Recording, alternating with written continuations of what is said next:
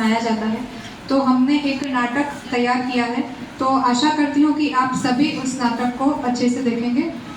और यहाँ पे 4 लोग उपस्थित हैं जो आपको याद हो तो तकरीबन 4 साल पहले पूरा विश्व एक गंभीर महामारी से जूझ रहा था और वह महामारी का नाम है कोरोना वायरस।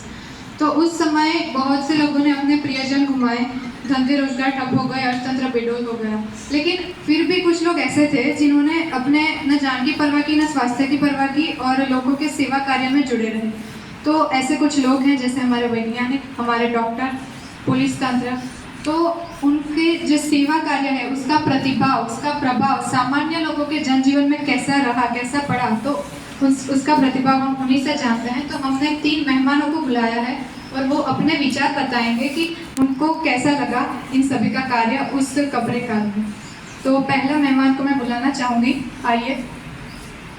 आप मुझे बताइए कि इन चारों में से आपको किसके कार्य ने सबसे ज़्यादा प्रभावित किया और क्यों?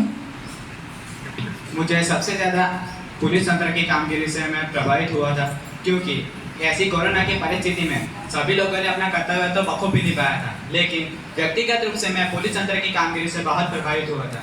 क्योंकि मैं समझता हूँ कि उन्होंने ना तो खुद की परवाह की थी और ना ही अपने परिवार की परवाह की थी और अपनी कामगिरी बहुत अच्छे से निभाते रहे थे। जैसे सोशल डिस्टेंसिंग रखना, मास्क पहनना क्यों ज़रूरी है, घर से बाहर नहीं निकलना, ऐसी बातें उन्होंने तो हमें पता ही थी। इसलिए सभी पुलिस वालों को मेरा सल्यूट। जी, बहुत सही में पुलिस तंत्र का काम सराहनीय था। अब मैं अगले मेहमान को बुलाना चाहूँगी। जी, आइए। आप अपने विचार बताइए कि आपको इन चारों में से किसकी कामगिरी सबसे ज़्यादा अच्छी लगी?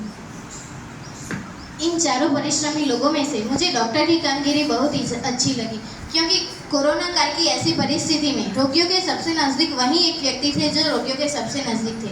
अपने स्वास्थ्य को जोखिम में रख के उन्होंने रोगी लोगों के स्वास्थ्य को सुधारने का प्रयास किया।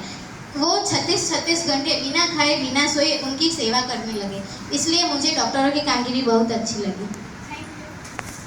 सचमुच डॉक्टरों ने भी बहुत अपना कर्तव्य निभाया और सही से निभाया।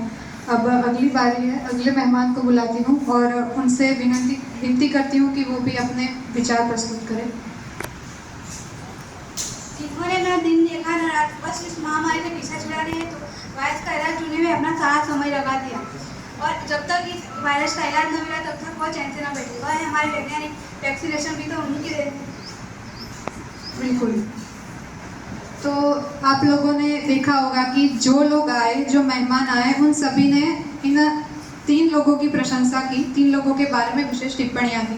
यहाँ पे बैठे हैं 4 लोग, एक मोहतरमा भी हैं, उनके तरफ किसी ने ध्यान नहीं दिया। तो आइए अब हम उन्हीं से पूछते हैं कि वो क्या है। मैं एक शिक्षक हूँ और ये तीनों मेरे छात्र हैं।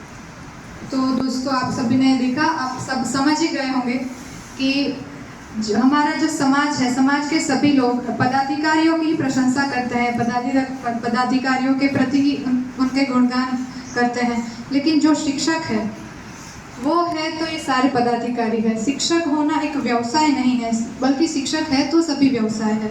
हमारा राष्ट्र का भविष्य बच्चों के हाथ में होता है और बच्चों का भविष्य शिक्षक के हाथ में होता है। तो ये कहना बिल्कुल उचित रहेगा कि शिक्षक राष्ट्र का निर्माता होता है।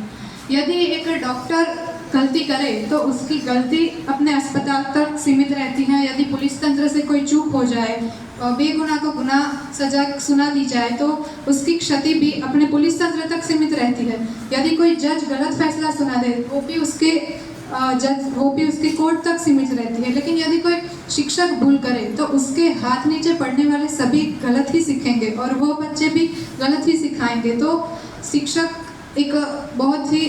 होना साधारण नहीं होता, शिक्षक होना साधारण नहीं होता। धन्यवाद।